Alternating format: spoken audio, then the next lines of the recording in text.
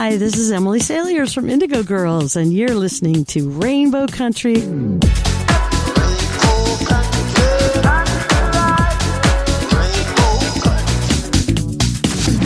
The views and opinions expressed on the following program are those of the persons appearing on the program. Today on Rainbow Country in Hour 1, award-winning comics artist, writer, storyteller, educator, Phil Jimenez. Plus, my Big Brother Canada 9 coverage continues with the second evicted house guest, Josh Farnworth. And Rainbow Country contributor, long-term HIV survivor and activist, Colin Johnson talks about queer theory. And in Hour 2, music from LGBT artists, independent artists, plus voices that you've come to know and love in classic disco, classic 80s, classic house. Stay tuned for Gay Talk Radio right here on Rainbow Country. Hi, I'm Simone Denny. Hi, I'm Mayor John Tory. I'm Joey Lamar, best-selling author of Mambo Lips and Salsa Hips. You're listening to Rainbow Country with Mark Tara.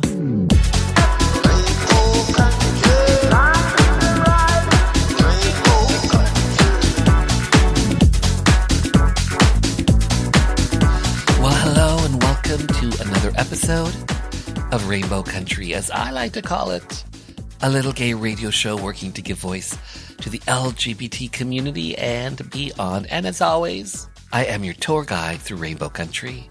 I'm producer and host, Mark Tara.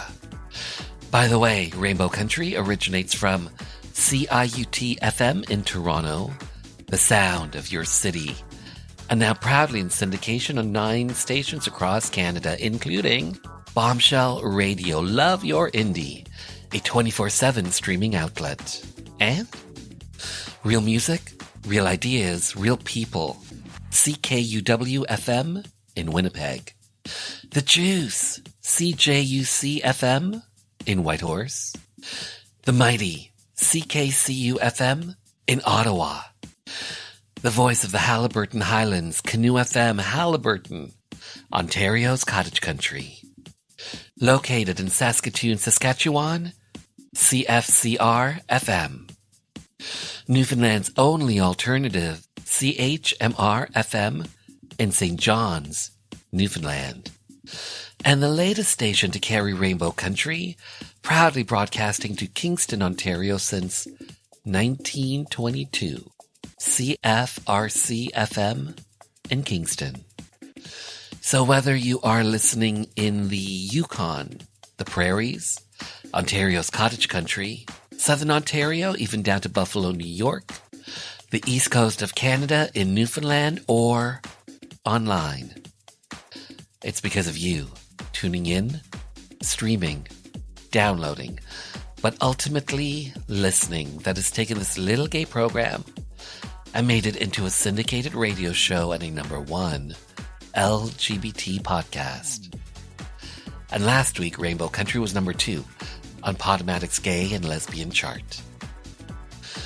So today in Hour 1, he is considered one of the most prominent gay creators in mainstream comics, according to Entertainment Weekly, The Advocate, Out Magazine. He's worked with the likes of DC Entertainment, Marvel Entertainment.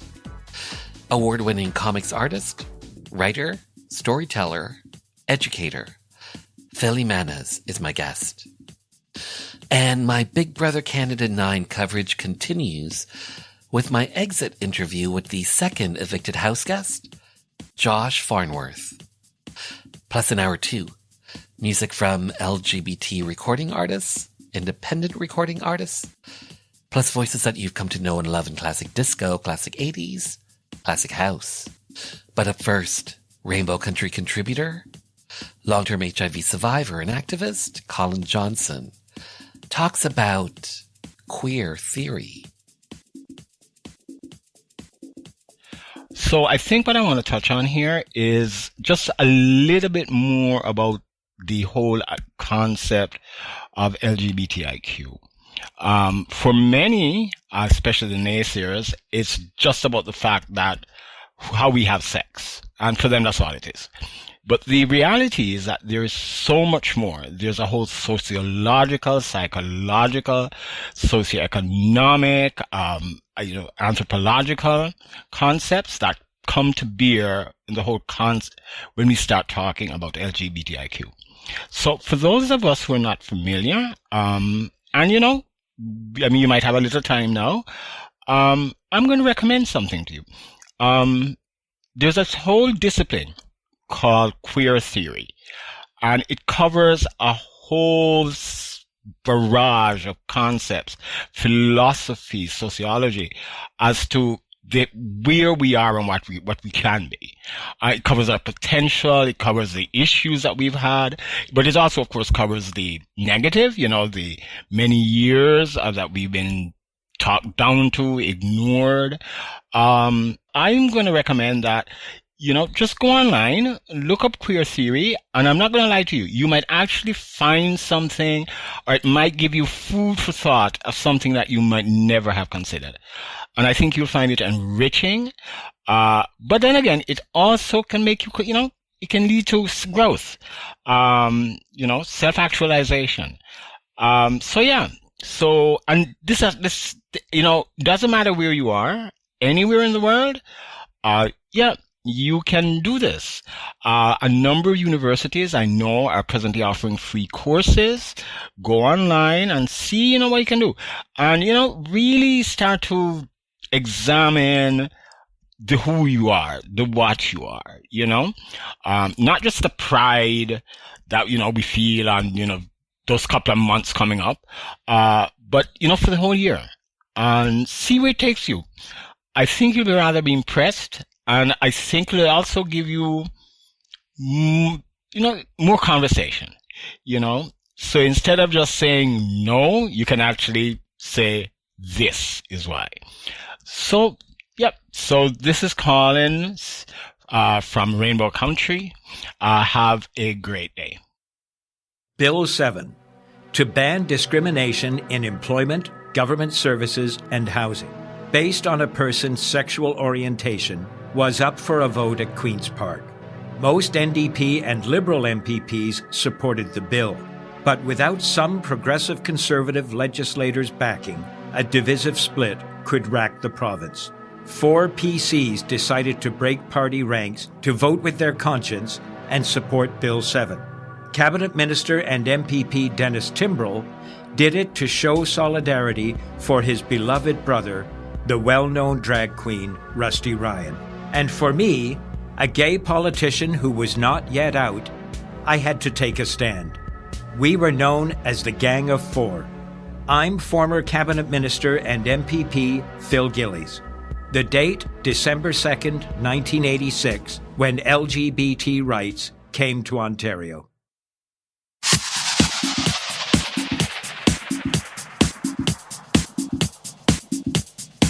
Hi, everybody. This is Gino Vanelli. You're listening to Rainbow Country with Mark Tara.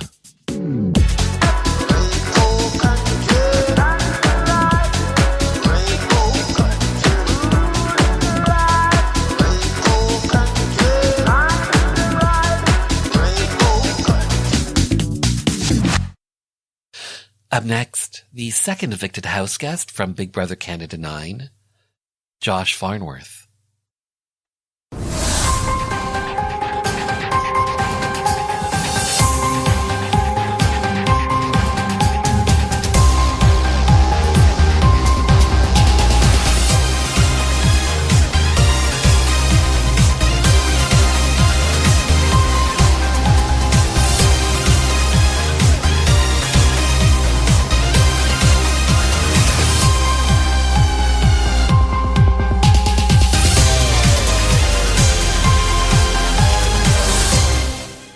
House guests, I have the results. By a unanimous vote. Josh, I'm sorry, you've been evicted from the Big Brother Canada house. Please get your things and say your goodbyes.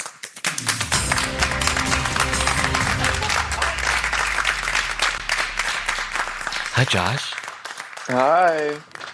How are you? I'm well. How are you?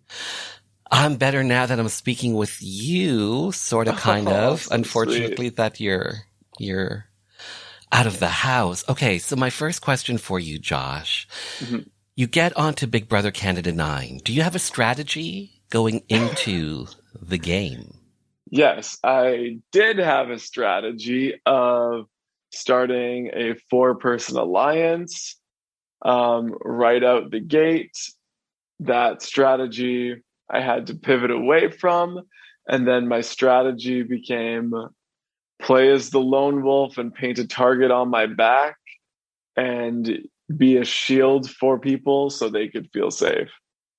So you're the second evicted house guest from Big Brother Canada 9. Unanimous Yes. vote. Did that vote surprise you? I had been told that I was going home in the morning, and then I think the house flipped at one point before I left, and then everything went bananas. And I was just, after everything went bananas, I was just like saying to everyone, I don't want to know. I want to hear it from Marissa, whatever it is. I want the full Big Brother Canada experience. You left the house without hugging anyone. Yeah. Why? I just got awkward. Like it wasn't too deep. No one would really ran to hug me or anything. Like I kind of needed one person to just be the one to go in to really give me a deep hug, and no one really did that. So I was just just walk out. So Josh, you and I have something in common. We're both gay. Part of the LGBT community. Yeah. So this season on Big Brother Canada 9, we had the gays, we had the lesbian, the bisexual, even the transgender. So in the house with the members that were part of the LGBT community, was there any talk amongst yourselves about being maybe an alliance, about keeping each other safe, looking out for each other? Any talk about that early on in the game? Somewhat during the Pretty Boys 2.0 debacle, it was kind of being brought up and to work with the gays and a couple of the girls. That was somewhat the plan. Plan dismantled very fast, and I also don't think LaToya would have gone for a gay alliance type thing. And Julie was playing a lot of sides. So I just optically, I just don't think it would have worked. Yeah. You talk about having a breakdown, losing your mind on day 3. Josh, if you can you paint the picture for us? What happened? What I'll say about it is that I had prepared for a lot of feelings coming into the house, but some feelings of me not wanting to take this experience from other people was not something that I had necessarily planned for. And it was pretty overwhelming, and just it all came at once. Are you talking about evicting Julie? That was a part of it, yeah. I didn't want to see her go first. What was the hardest part about this experience for you? The hardest part of this experience for me was feeling pretty isolated, I guess. It did, I'm pretty used to being isolated just in my day-to-day life, but that's just, we're in a pandemic, I live alone, so I got pretty used to it. But to be isolated in a house with people not really wanting to play with you or even necessarily talk to you, it was just that was a different kind of isolation I wasn't necessarily stoked on having. But I'm really strong and resilient, so it doesn't get me down or anything. I worked my best to turn it into a positive. From what you know right now, as it stands, who do you think is controlling the house right now? That's a great question. I think Jed thinks he's controlling the house. I think LaToya thinks she might be controlling Jed. I think Victoria is annoyed that LaToya thinks she may be running the house. I think Ro thinks he's pulling one over on every single person in the house. I think everybody, about half of them think they're controlling the house. And half of them are sitting back and watching everything unfold. Did you play the type of game of Big Brother that you hoped you would play? Are you happy with the game that you played? Yeah, I'm totally happy with the game I played. I think, honestly, it's pretty legendary to flip the house 2 hours before I was a for sure eviction, to push myself through that level of emotion that I had in week one, and then to be somewhat outcast. And then for people to be impressed with my intelligence and pitching abilities, to nearly flip the house again to keep me. If there wasn't so many alliances happening simultaneously, I think I'd still be in that house. Last question for you. Best part about being part of Big Brother Canada? The best part about being a part of Big Brother Canada is, for me personally, it was just the opportunity to learn so much about myself and to feel so strong and to feel like I can do anything, and to know that people saw me fight to the bitter end and to push through a lot. And I am really excited that that can resonate with people from all walks of life that might be watching the show and feeling a little down and out. Well said, Josh. Thanks for your time. Well played. Well played. Thank you so much.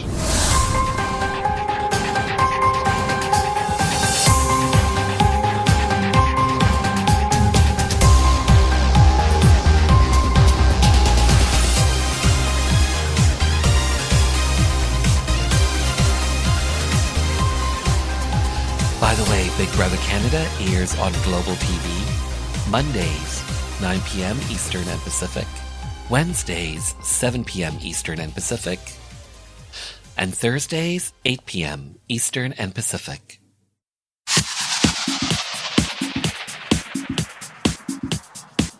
Hi, this is Mo Berg from The Pursuit of Happiness, and you're listening to Rainbow Country with Mark Tara.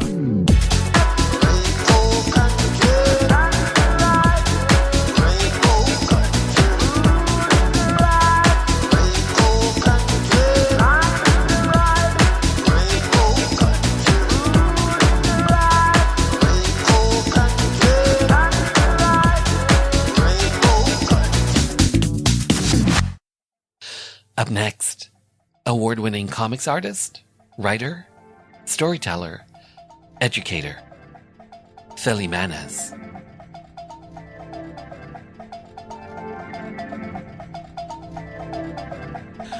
Are you ready? I am. Okay, so I'm officially recording. Okay. And, here we go.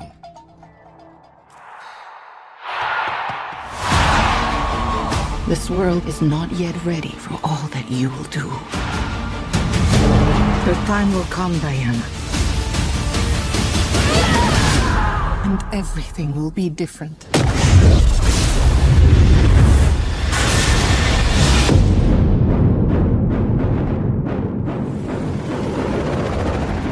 Citizens of the world, I'm here to change your life. Anything you want, anything you dream of, you can have it. You look like you saw a ghost. Diana, look at you. It's like not one day has passed. I don't want to be like anyone. I want to be an apex predator. You've always had everything, while people like me have had nothing. Well, now it's my turn. Get used to it.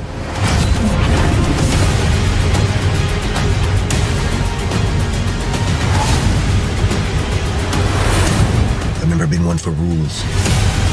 The answer is always more.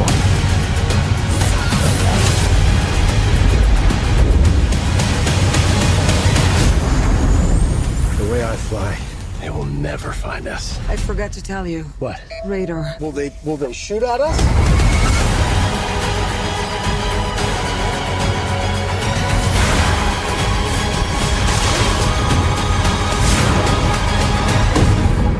Barbara, what did you do?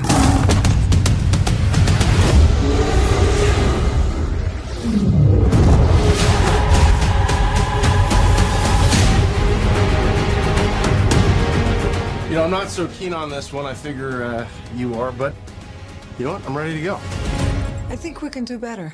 Parachute pants? Yeah. Does everybody parachute now?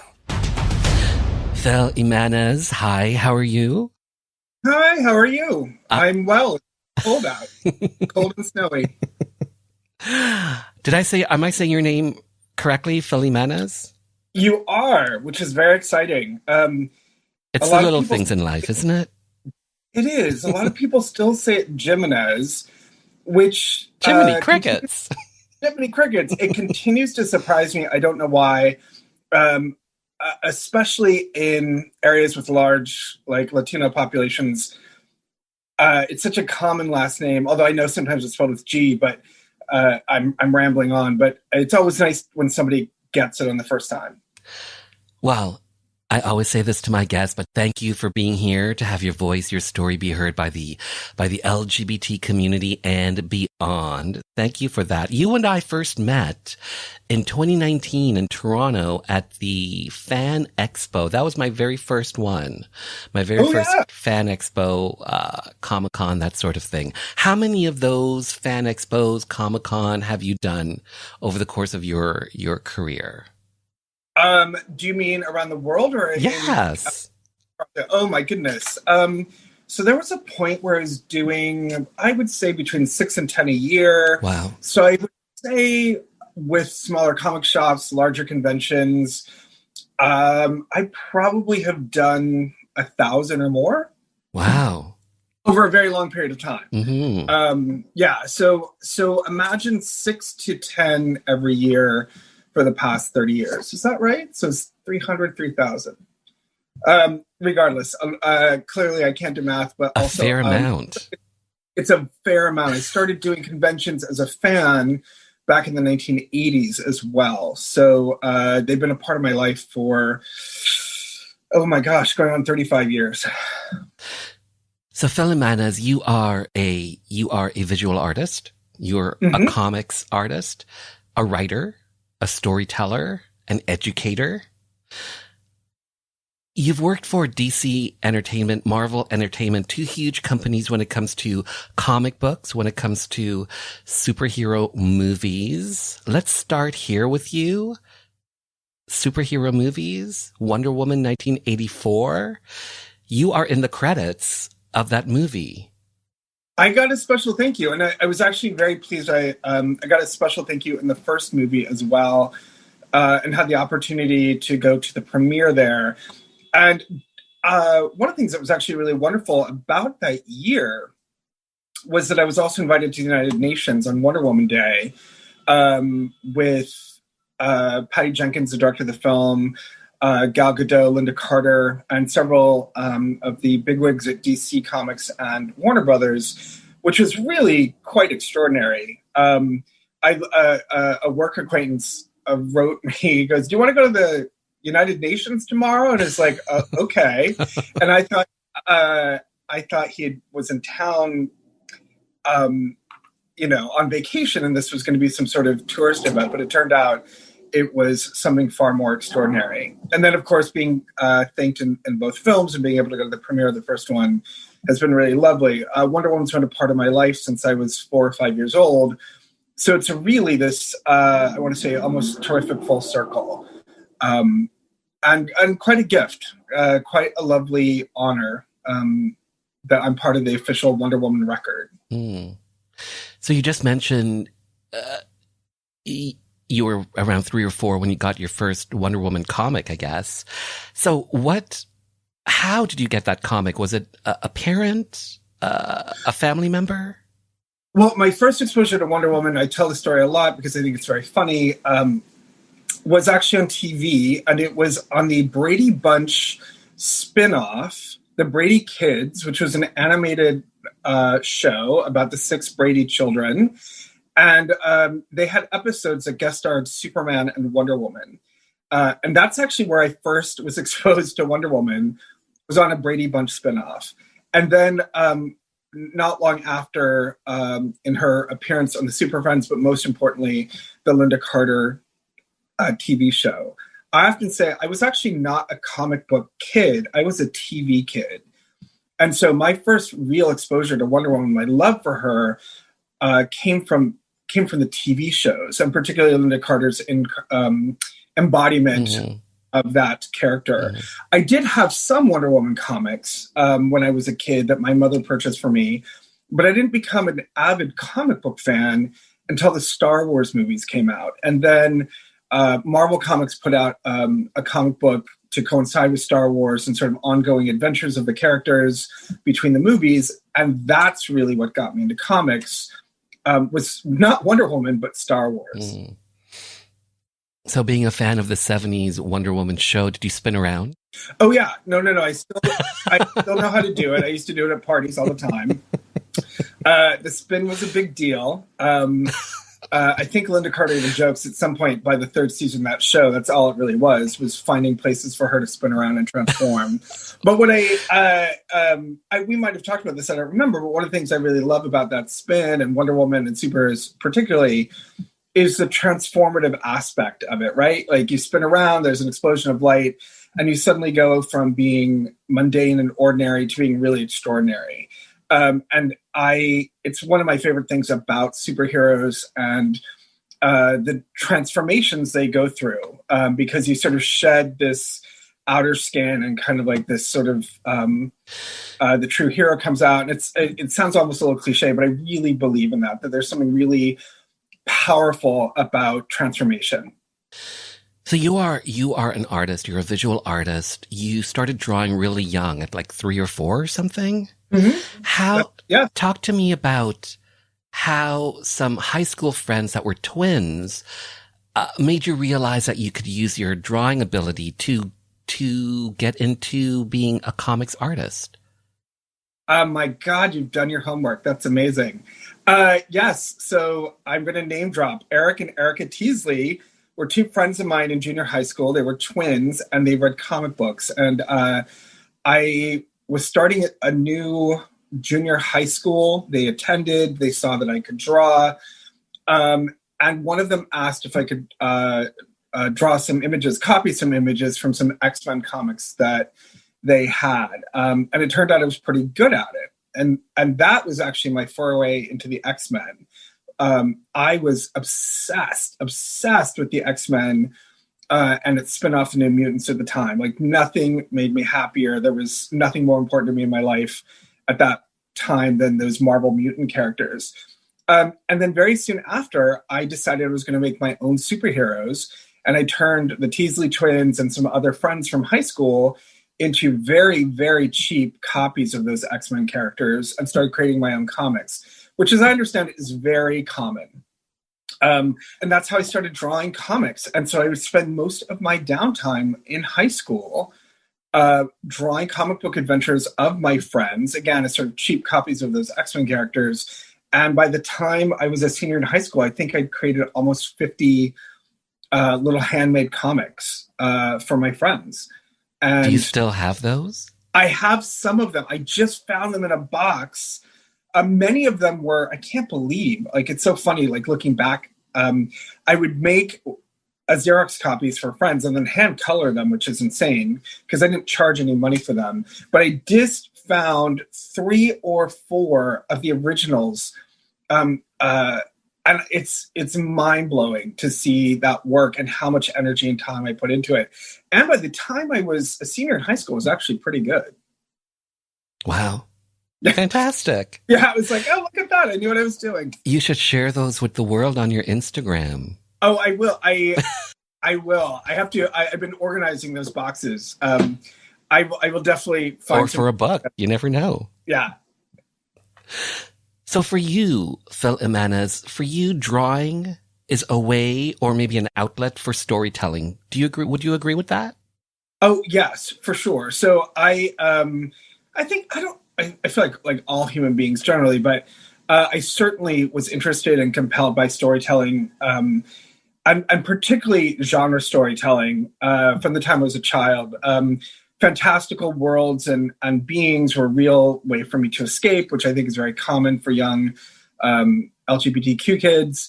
And I became really sort of entranced by the fantastical nature of mostly epic stories, I would say.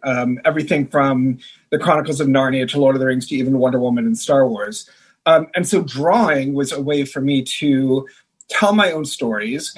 It was a way for me to channel imagination. It was a way for me to escape the world that I was living in and enter other sort of fantastic realms. And I think what it did was hone my sense of story and storytelling.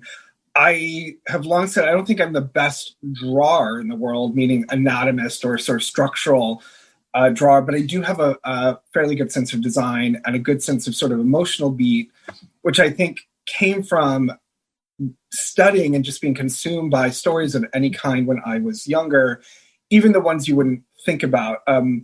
So I was a museum kid when I was younger, and I have been told that one of the reasons I'm so drawn to the stories in those, dusty shelves and dinosaur bones and dioramas is the stories that are available even in there. So that's the other thing. I tend to see storytelling opportunity in almost anything. So I'm just very, very interested in that. And one last note, I've often said that there are, a thing I tell my students all the time is that there are 7 billion people on the planet, and they each have stories far more interesting than mine. I just have the good fortune to have access to people that can let me tell my stories and a skill set that allows me to do that. So let's break down a comic book, let's say. Okay. I'm sure most people know what comic books are. I'm sure everybody has thumbed through them at some point. So when you're looking at those panels and the actions that are in those panels, how do you end up deciding what's in a panel? Talk to me about that. When it comes to the actions, how do you decide what's going to be in one of those panels? Well, that's an amazing question. To start, generally, just for people that don't know, comic books are a highly collaborative medium, and there's usually 1 or 2 people on every part of the job. So there's a scriptwriter, an artist, a colorist, someone who does the lettering, an editor who brings the whole job together. So while you do get your auteurs who do it all, often we're just all parts of a larger machine, like a conveyor belt of construction. So when I get a script, assuming I'm not writing the book, my first job is to read it, get a sense of rhythm, physical action, emotional beats. And then when I'm breaking down a story, it's this combination of deciding what's the most important image to tell a particular moment. Because unlike a movie, comic books are still, they can't move. So it's almost like a collection of photographs, kind of assemblage into the story. So you need to choose the moments that will convey the story the most effectively, the most quickly in a single panel. And then you have to be very, very careful about what happens in the next panel, that there's enough information and enough corollary information that people can make the leap from one panel to another. They call this the magic of what happens in the gutter or between the panels, because the human brain fills in the storytelling. So a lot of it has to do with that. A lot of it has to do with design, how I design a page, determining on a page what is the most dynamic or important action that needs to be the physically biggest on the page and designing for that. where the emotional beats are, because I design those differently than, say, I do an action beat, which will have a different sense of scale physically on the page. I'll draw certain things differently. So it's several things, but it's mostly considering story. It's considering design. It's knowing that there's a limit. There's about 20 pages, sometimes 25. So I have to tell all the story and say 100, 125 panels in this 25 pages. And I have to make sure that it makes sense to the reader, that sequentially no information is lost, so that the reader can follow through, ideally, even if there were not words in the book. In the script that you get beforehand, does it say this needs to be illustrated, or it's just basically dialogue and description and that's it? You decide what's going to be illustrated. So it depends. My favorite scriptwriters tend to be minimal in their caption descriptions. Often, I mean, the classic example that I give is, so a Batman page would be like panel 1, skyline of Gotham City, establishing shot, the city at night, it's raining, the moon can be seen, beaming through the clouds. So that's the information that I have. So it's up to me to decide what that's going to look like on a page, how that art is composed.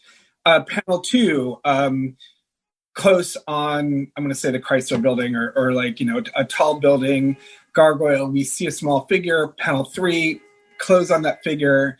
The cape flows in the wind. It's Batman observing the city. So those are the sorts of descriptions. And then it's up to me to decide what those images actually look like. Out of curiosity, do you remember your very first comic book that you got as a kid?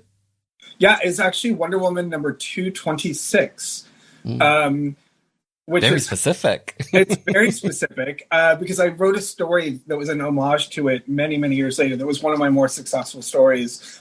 But it was kind of brain exploding because Wonder Woman, the modern day Wonder Woman, met her 1940s counterpart in an adventure, and they fought this sort of Nazi dude. And I was blown away by the idea that there were 2 Wonder Womans in the story. And there's a whole, interestingly, I mean, I think a lot of people know now, but in DC Comics and Marvel Comics, there are alternate worlds and alternate realities and different versions of characters.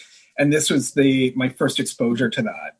So by the time I was 6, I understood the idea of multiple of alternate universes and multiple timelines and things like that. So I was thinking a lot about that, in 3rd grade. I'll be right back.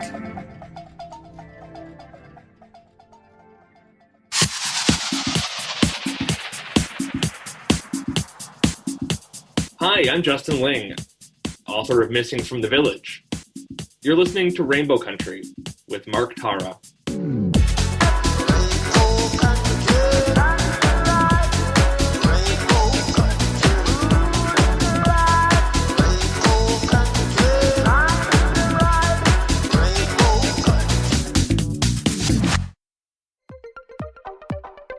So I am now officially booking guests for summer 2021, which sees the launch of season 6 of Rainbow Country. So if you would like to be a guest on the show, or maybe you know someone who should be on the show, get in touch. Contact me through social media at Mark Tara Music, or just simply go to marktara.com. And I hope to be talking to you soon.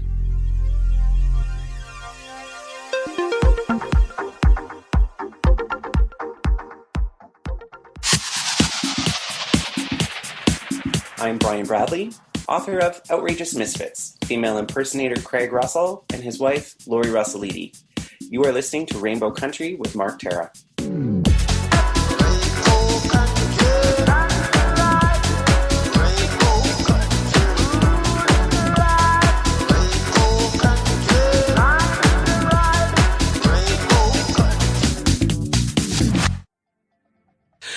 I'm interested to know, especially from you, The popularity of comic book movies, superhero movies, graphic novel movies, TV shows, what do you attribute the popularity to that particular genre of movies and TV shows? So I have a couple theories. I don't know if they're accurate, but these are mine. One is, again, I believe, I mean, there are a million different comic book movies. Ghost World was a comic book movie, for example. The Green Mile was based on a graphic novel. There are lots and lots of comic book movies out there that nobody would ever think were actually graphic novels or comics because there aren't superheroes in them. The superhero stuff, like the Marvel Comics universe, those X-Men characters, Spider-Man, I think two or three things, and it goes back to what I was talking about with Wonder Woman. One, they are larger than life characters. And for a lot of people, I think, who have sort of small, mundane lives, they provide real fantasy and escape. The incredibly visual movies, the best ones are just sort of epic in their scale and visualness and their scope. And I think that's very appealing. I think a lot of people like the idea of imagining themselves as heroes or seeing themselves do extraordinarily heroic things. I think there's an enormous power and purpose that comes from that kind of fantasy, like I'm going to save the world. The transformative powers of heroes. In the case of the X-Men, of course, there's that mutant metaphor, which so many people see as a metaphor for queerness. And I think that's a really important part of that. It really helps that there's a lot of incredibly sexy people in very tight clothing. I believe that's actually a real appeal of superheroes. Seeing Chris Hemsworth or Halle Berry doing, their thing and in tight spandex is nice. Appealing. It's very, very appealing.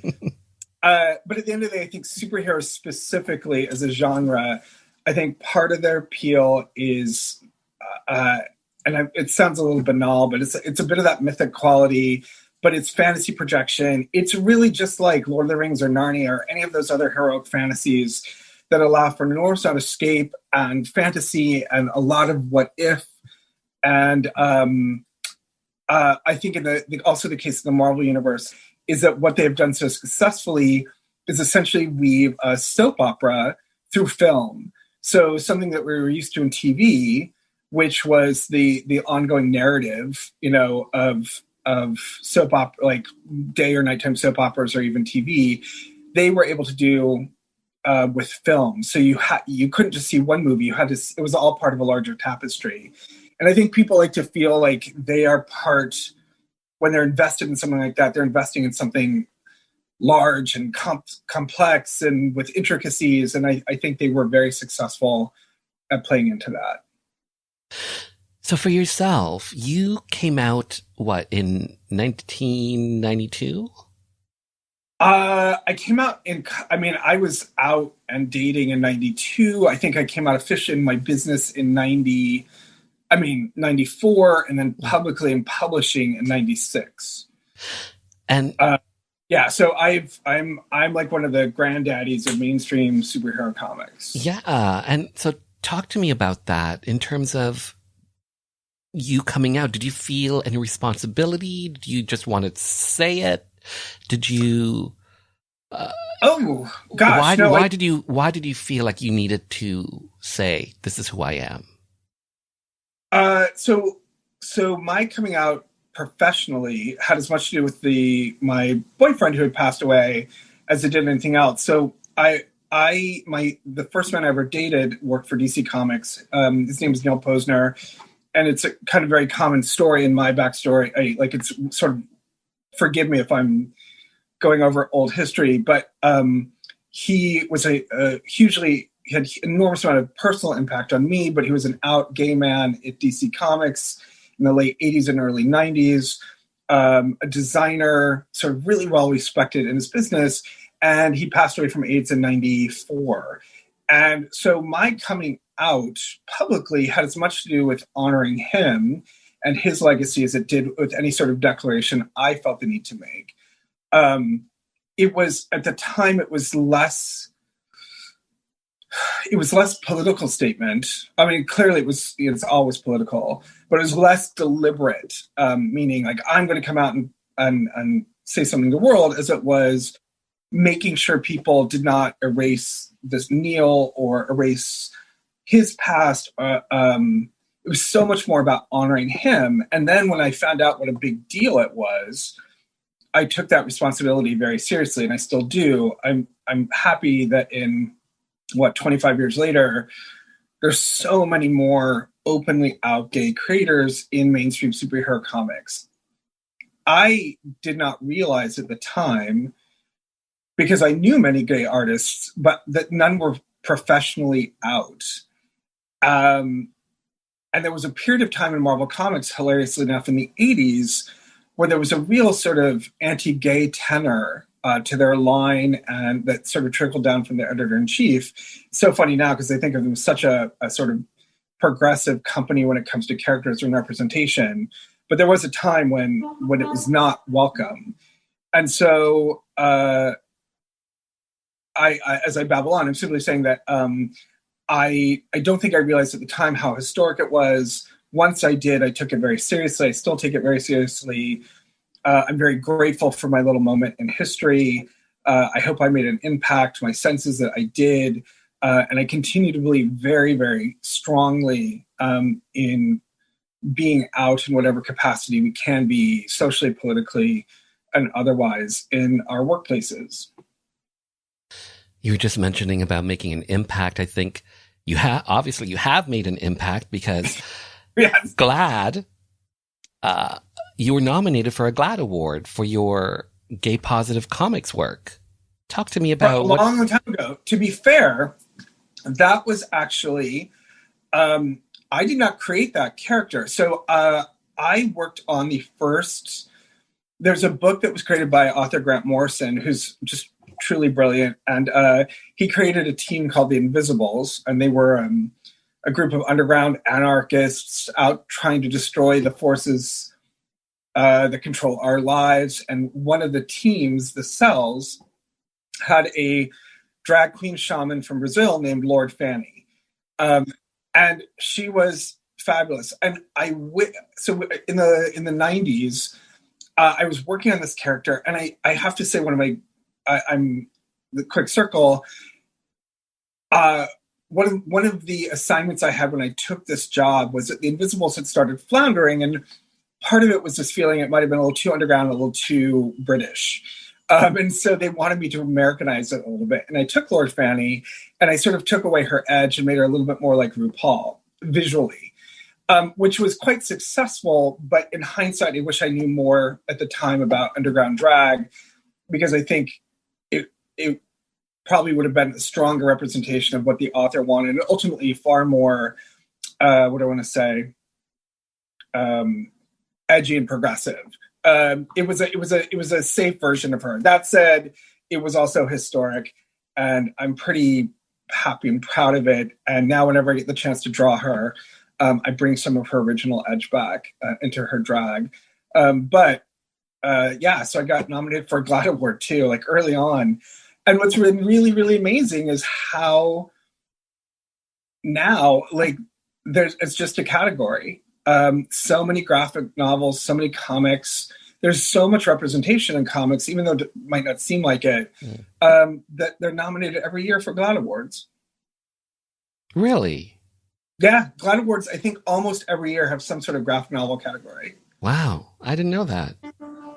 So speaking of representation, I believe it's 2019, the show Batwoman became the first network TV show to have an LGBT superhero front and center.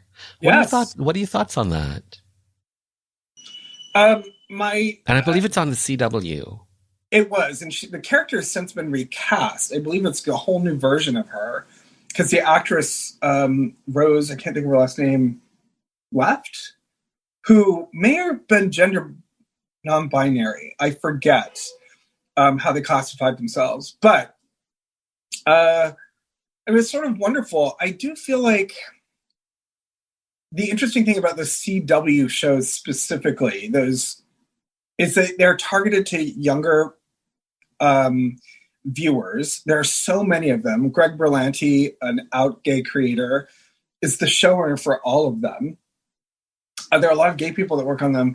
And it also just seems to me, and this is gross and cynical, but at some point, they're always going to be looking for new angles. So a gay female, like a lesbian back character, pardon me, that's an angle they can play in a show. Sort of Black Lightning, I was very excited when they brought that character to life, and he and his family. It became a sort of a show that was charged with racial issues, which is sort of what they should be. One thing I'm always really interested in when it comes to representation is how much what they're representing becomes a part of their story. So if you have a gay character, particularly a gay lead, how much of that world is about their gay life, right? And there's, I think, a really interesting conflict, I would say, between creators and fans about how much or how little of that they're interested in.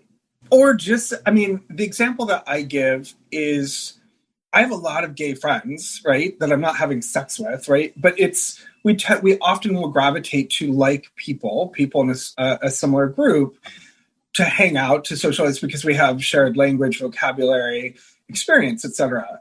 So when you island an othered character, like the gay character, she has no gay friends, or they're not out in the town having a gay night on the town, or whatever, it seems weird to me.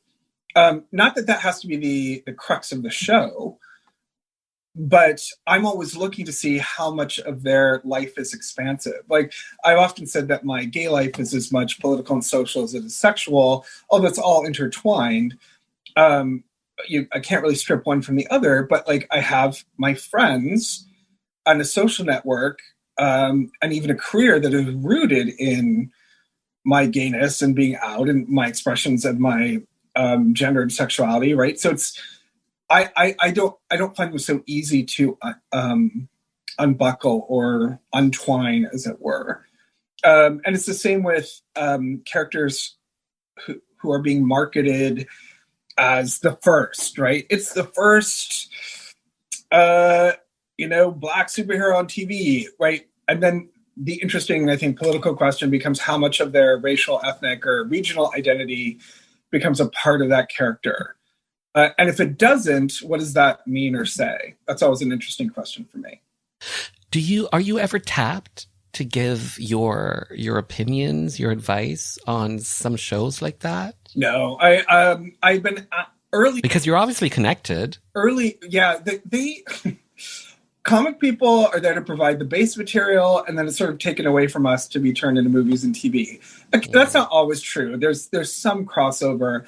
And in the early days of development on Wonder Woman, I was consulted a few times.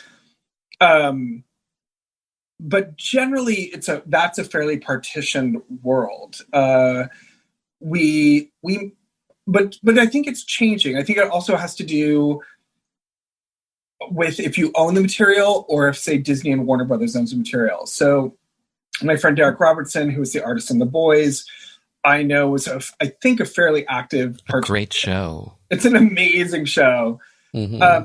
On Amazon. On Amazon.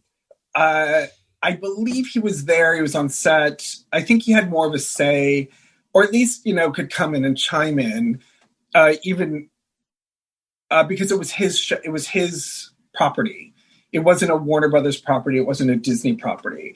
I think if you're working for a mainstream superhero company, we have less say in what happens with the films and TV. But I think that's also changing. Before I let you go, Entertainment Weekly, The Advocate, Out Magazine, all consider you one of the most prominent gay creators in mainstream comics. Thoughts? My thoughts is that's old. I think there was a time when that was actually true. I think there are a lot of other really prominent voices now, which makes me happy, particularly women and non-gender binary folk. So that just thrills me. I was looking at I put in the Out 100 a couple times, and in the Advocate, and the thing that's really fun and funny about that is it's like a lovely little moment in history. Like, I'm always really grateful for that acknowledgement. Yeah, and like, how cool is that to have a biography? I know, that's fantastic. That's about 100. It's not something I think about that often, but it's a very, very nice honor to have, to be sure. So what's coming up next for you? What are you working on? So the big thing that I have been working on, which is about a year late, and I think will be out this year finally, is called Historia. It is a Wonder Woman graphic novel. It's actually about the history of the Amazons, written by Kelly Sue DeConnick, who is a incredible author, best known for books like Bitch Planet and Pretty Deadly and Captain Marvel at Marvel Comics. And what I really love about it is it's the first time a woman has ever written the history of the Amazons in comics. While there have been other female creators who have taken on Wonder Woman's origin, this is the first that takes on the origin of the Amazons themselves. And so it's a huge honor. It's the best work of my career. It has taken way too long, but again, I think it'll be out in the fall. And then after that, I have there's two projects I'm praying go through because there's sort of culmination of everything I'm interested in with, gender, ethnic identity, superheroes, all that kind of stuff. But the big thing will be wrapping up Historia and getting out for fans because they've been waiting a really, really long time. And so has DC Comics. Phil Jimenez, thank you so much for your time. Thanks for being on the show. Thank you. It was lovely.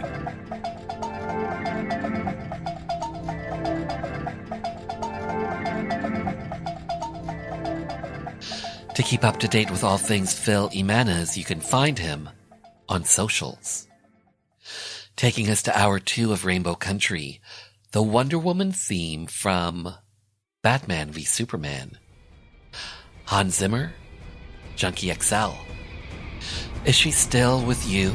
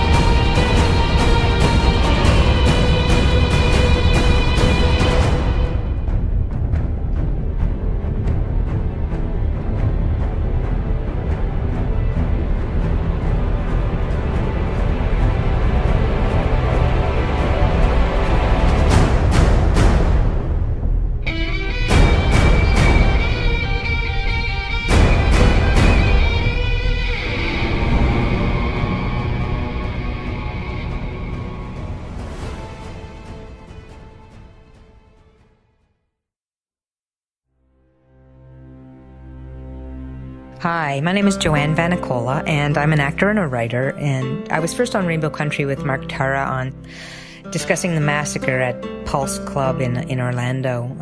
I realized how important it was for our community to have a radio station, specifically for our issues, to talk about people in the LGBTQ community and to provide an outlet for our stories, to discuss our politics, culture, and give voice to the issues that matter to us.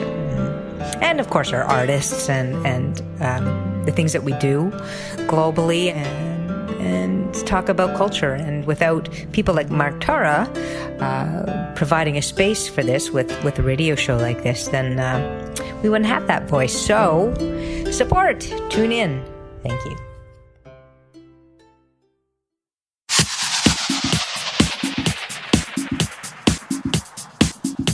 Hi, this is Police Constable Danielle Botno, also known as LGBT Cop, and you're listening to Rainbow Country with Mark Terra.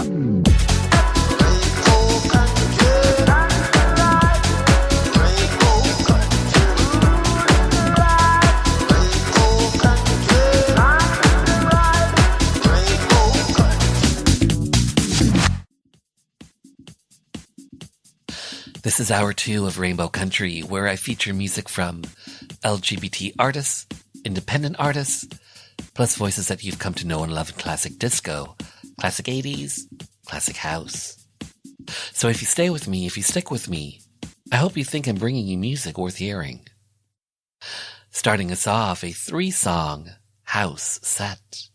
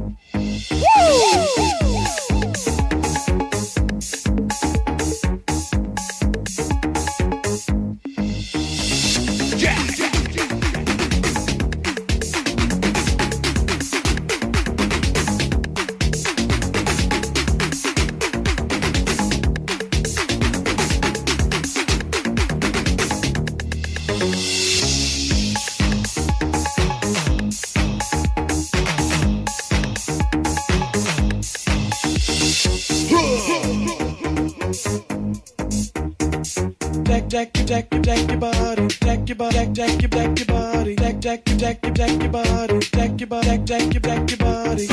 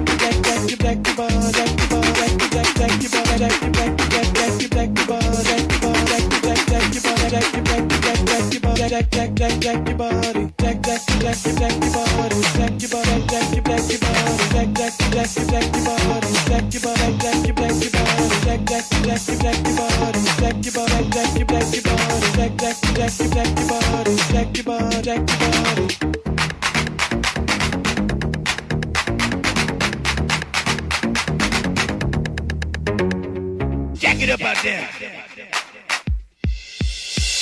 Jack it up out there.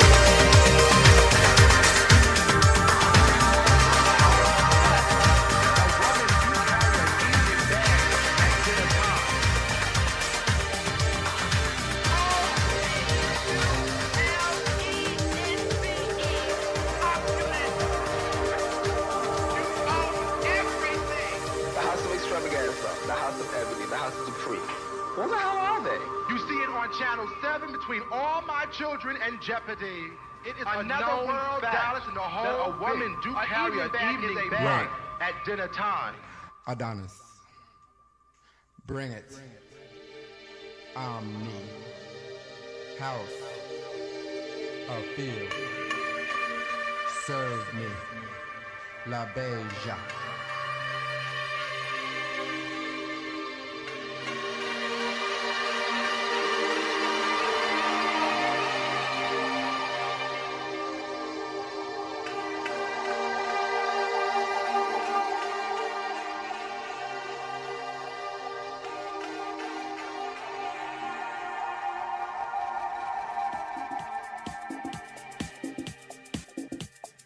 We just heard Deep in Vogue, Malcolm McLaren.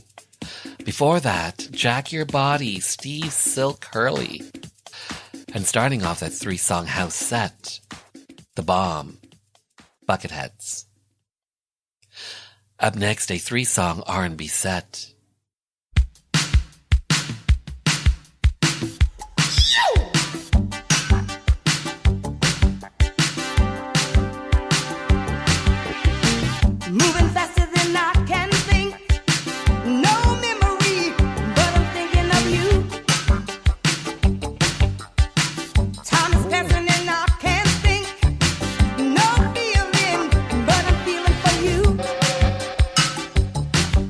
Get up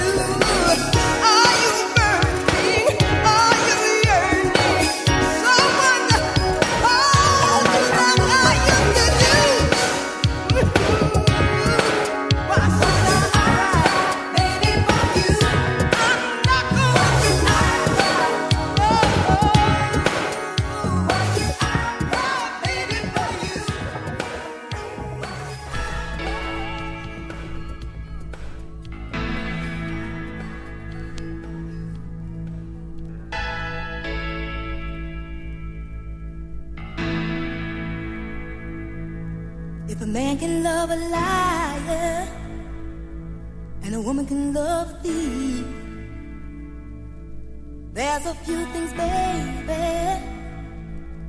you should know about me.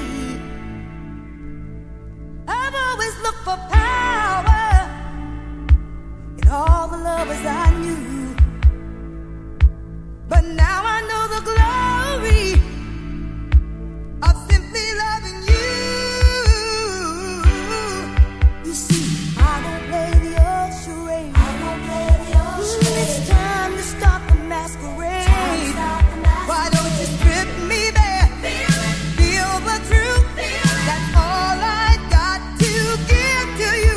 Why don't you take these secrets, but keep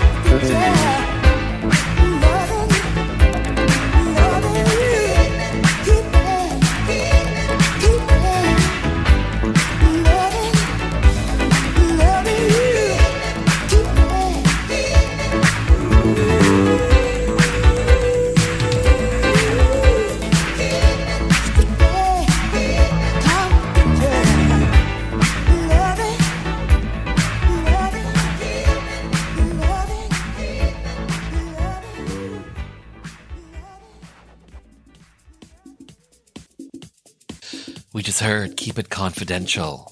Before that, Why Should I Cry? And starting off that 3-song R&B set, Sweat.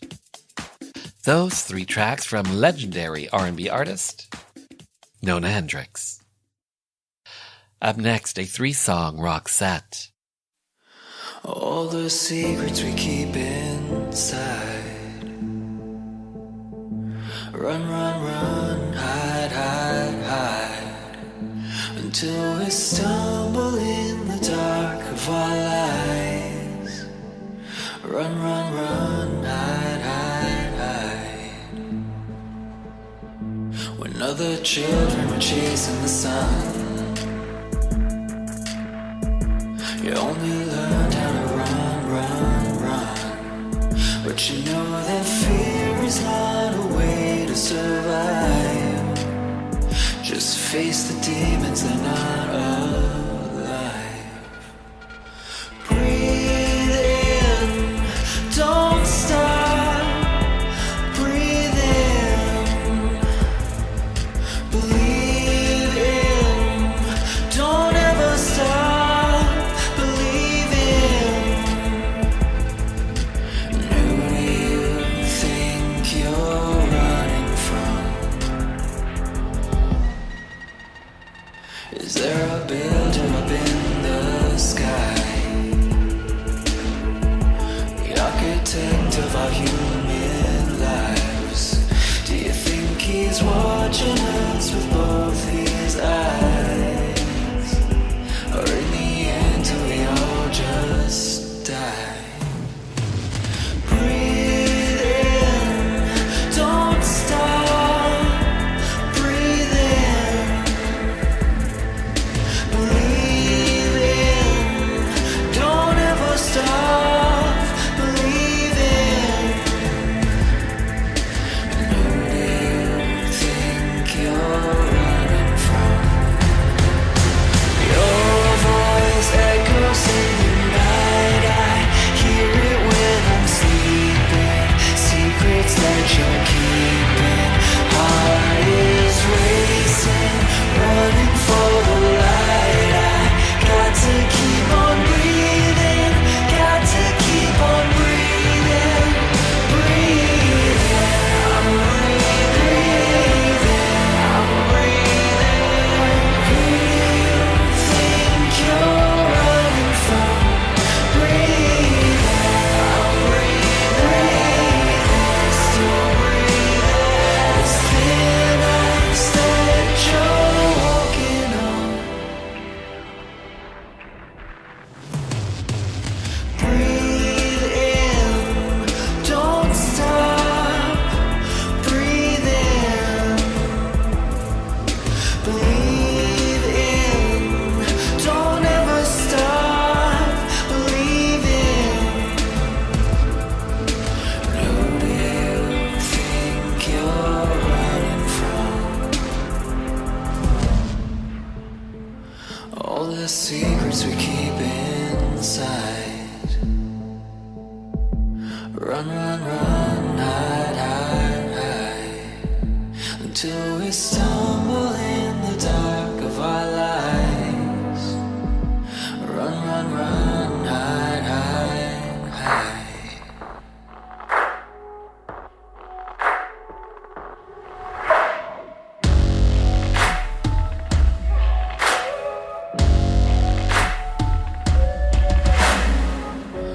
Weather the storm. When it breaks, you wake, and it's shaking you straight to the core. Settle the score. Find a way to escape. If anything, know that these scars are a badge that you bear, my friend. The pain you feel now turns to strength in the end. But still you feel lost.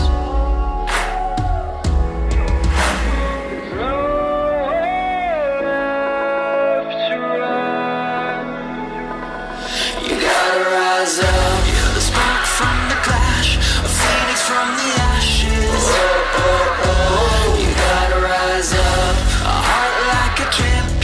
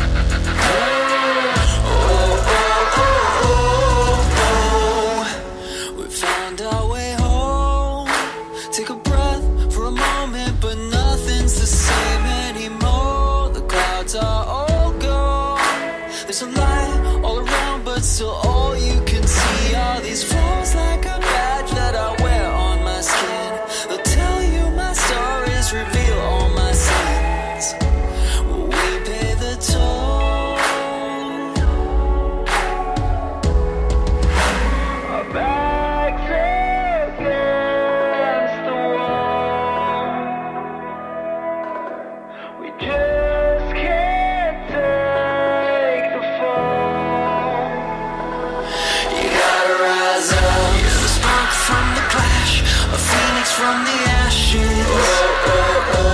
You gotta rise up, a heart like a champion, sing it like an anthem. Stifle a scream when you feel the heat. You gotta believe you'll never see defeat. You gotta rise up.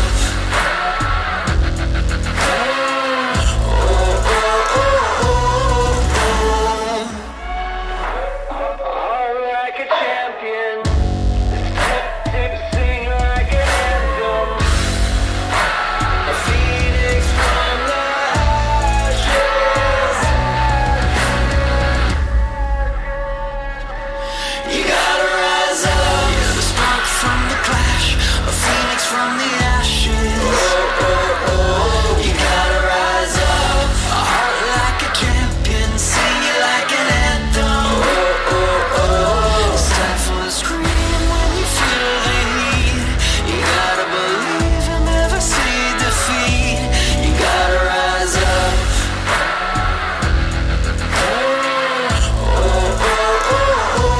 You gotta rise up.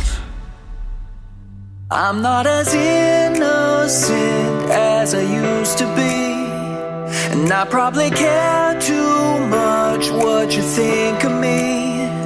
And it takes too much wine to put my mind at ease. I know,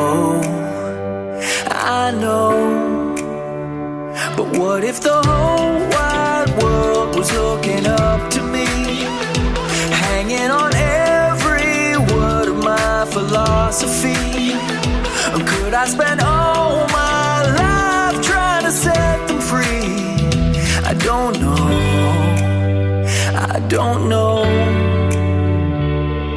So call out your message, your words. Maybe you'll get to be heard. Maybe get what you deserve. Maybe this life ain't enough. Maybe we're down on our luck. I know we'll never give up. All I know is we gotta stand up, up, up, up, up, up, up, up, up.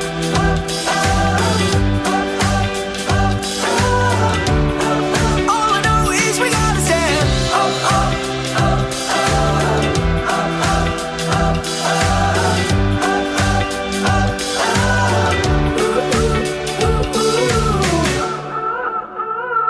They say a blissful life is a fantasy, and we see far more strife than we see empathy.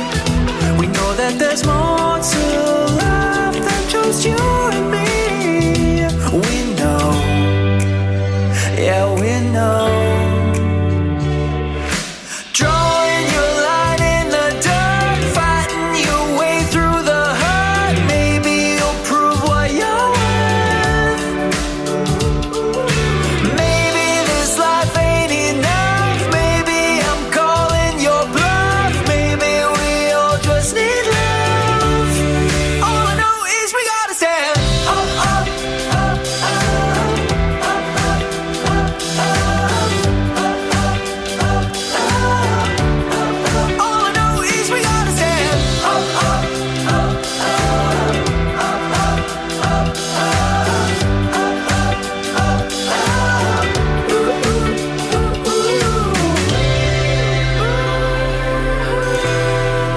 We just got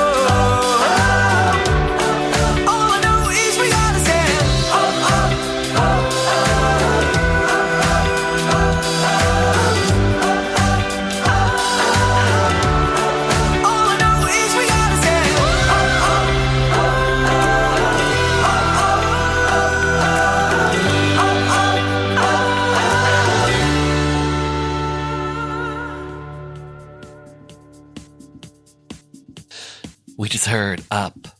Before that, Rise. And starting off that 3-song rock set, Breathe. Those 3 tracks from a U.S. rock group, Ships Have Sailed, whose current single is Breathe. For even more on this group, check out their website, shipshavesailed.com. Up next, a 3-song country set.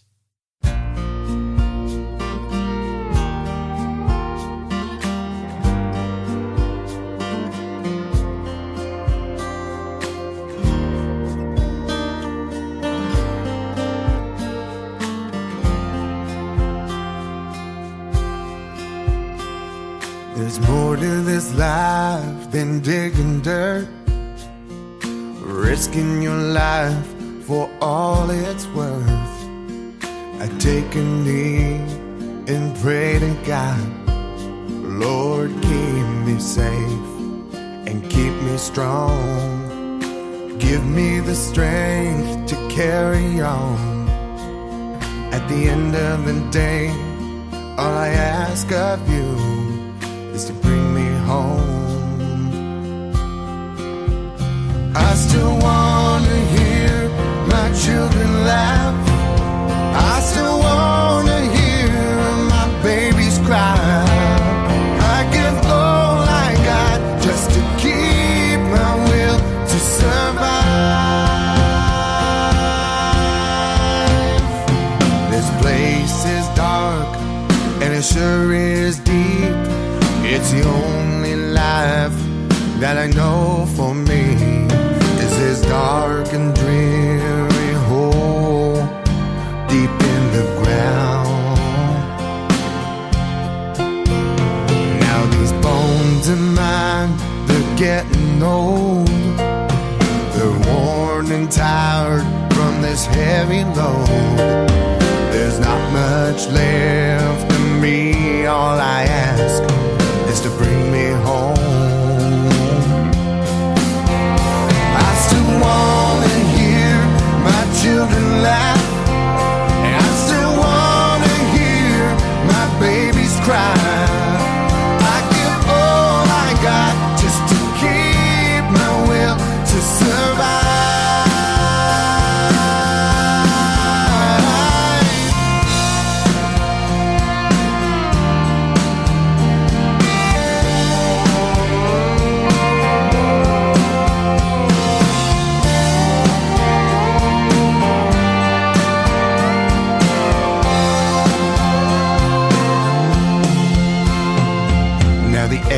Is clear, the dust is gone. I can keep my feet on the solid ground, but I'm afraid my time here on earth has come and gone.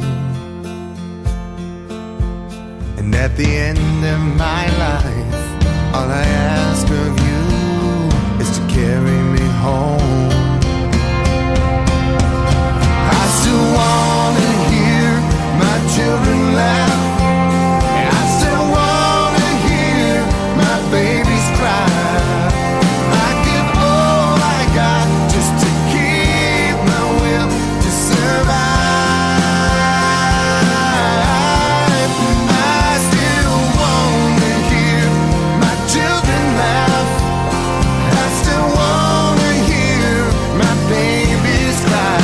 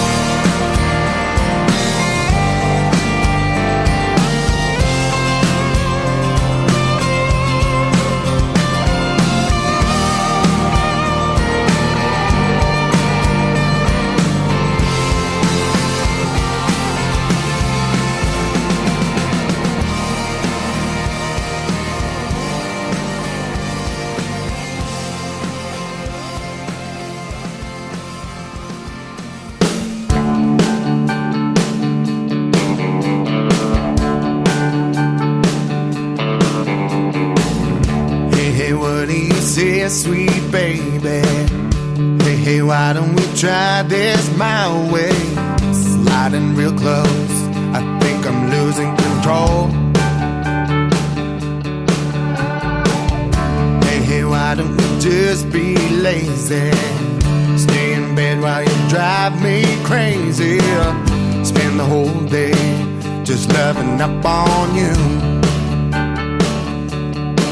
Yeah, that's exactly what I intend to do.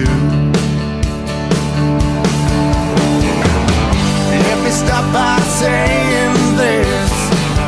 Baby, give me one sweet kiss.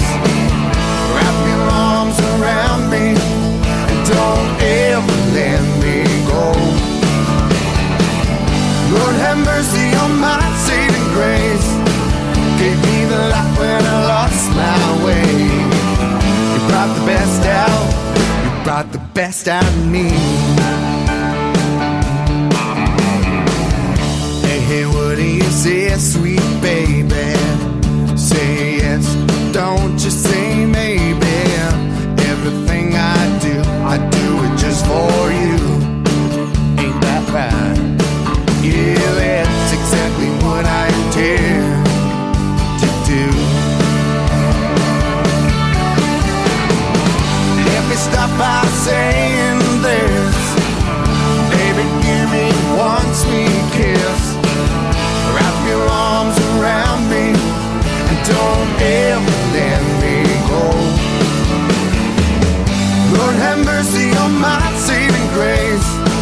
Gave me the light when I lost my way. You brought the best out. You brought the best out of me.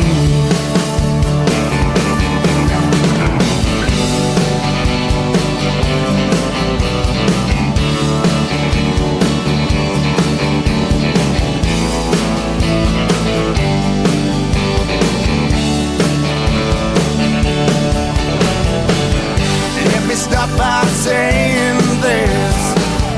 Baby, give me one sweet kiss. Wrap your arms around me and never ever let me go. Lord have mercy on my saving grace. Gave me the light when I lost my way. You brought the best out. You brought the best out of me. Lord have mercy on my saving grace. Gave me the light when I lost my way. You brought the best out. You brought the best out of me. You brought the best out. You brought the best out of me.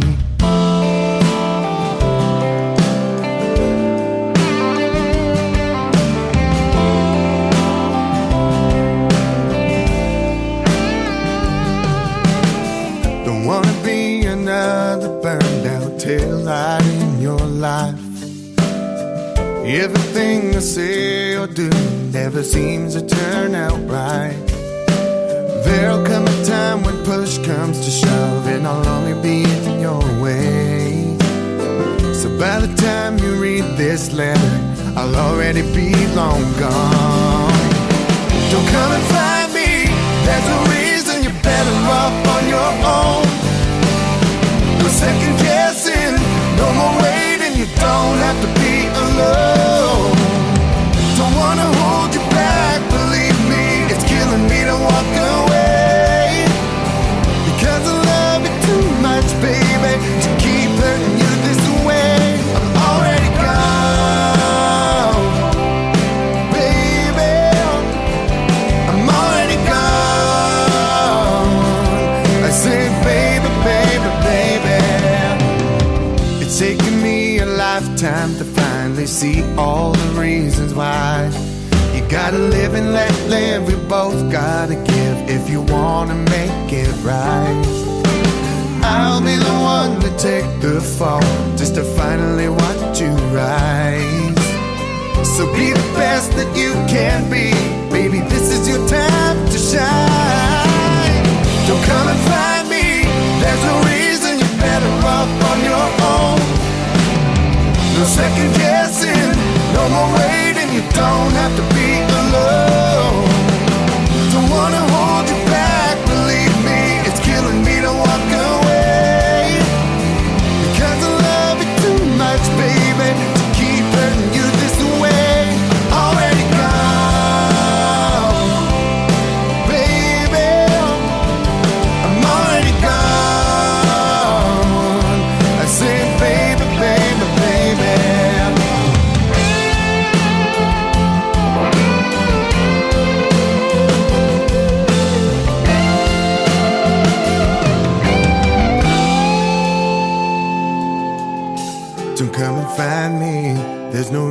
feeling you're better off on your own. No second guessing, no more waiting, you don't have to be alone. Don't wanna hold you back, believe me, it's killing me to walk away. Because I love you too much, baby, to keep hurting you this way. Already gone, baby, I'm already gone. I said, baby, baby, baby, don't wanna be another burned down tail light in your life.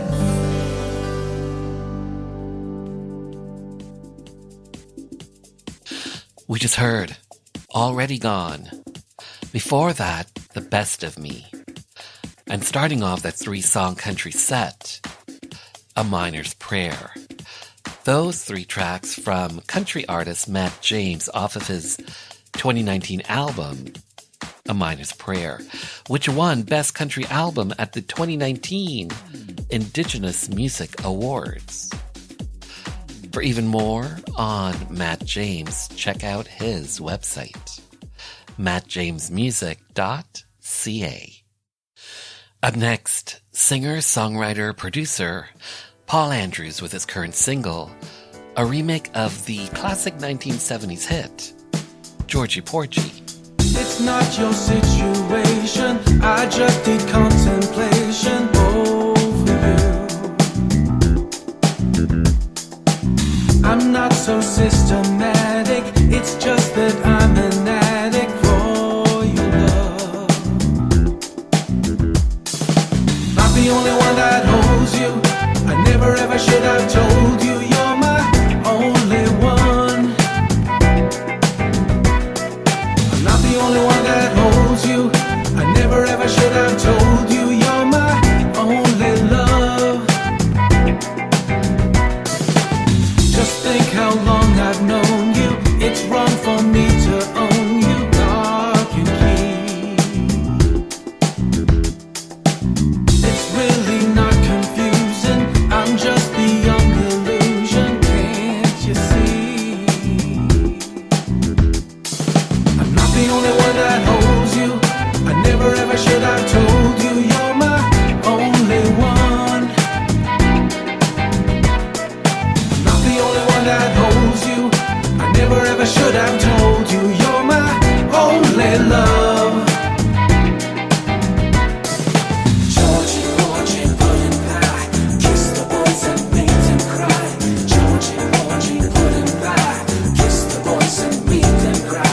Georgie, Georgie, pudding pie, kiss the boys and make them cry. Kiss the boys and make them cry. Kiss the boys and make them cry.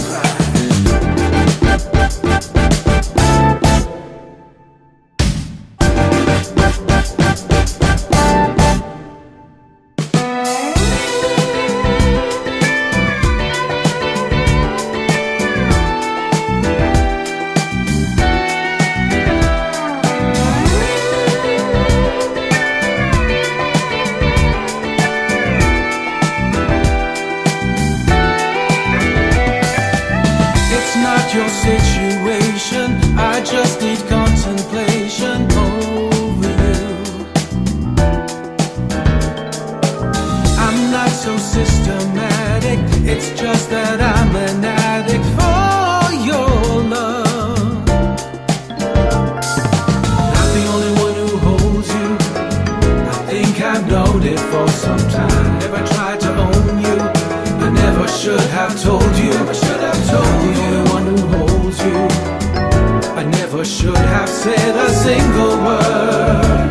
Not a single word. I'm not the only one that holds you, I never ever should have told you you're my only one. I'm not the only one that holds you, I never ever should have told you you're my only love. Not the only one that holds you, I never ever should have told you you're my only one. Not the only one that holds you. That is Paul Andrews and Georgie Porgy. And to find out even more about this artist, check out his website, paulandrews.org. Don't forget to keep up to date with all things country, Rainbow Country. Follow me on socials at Mark Tara Music. The podcast for Rainbow Country is available on all major platforms. The official Rainbow Country playlist is out on Spotify. And everything is hooked up at marktara.com. Finally, I want to take this time to thank you for taking your time to be with me. Remember, stay well, stay strong, stay safe.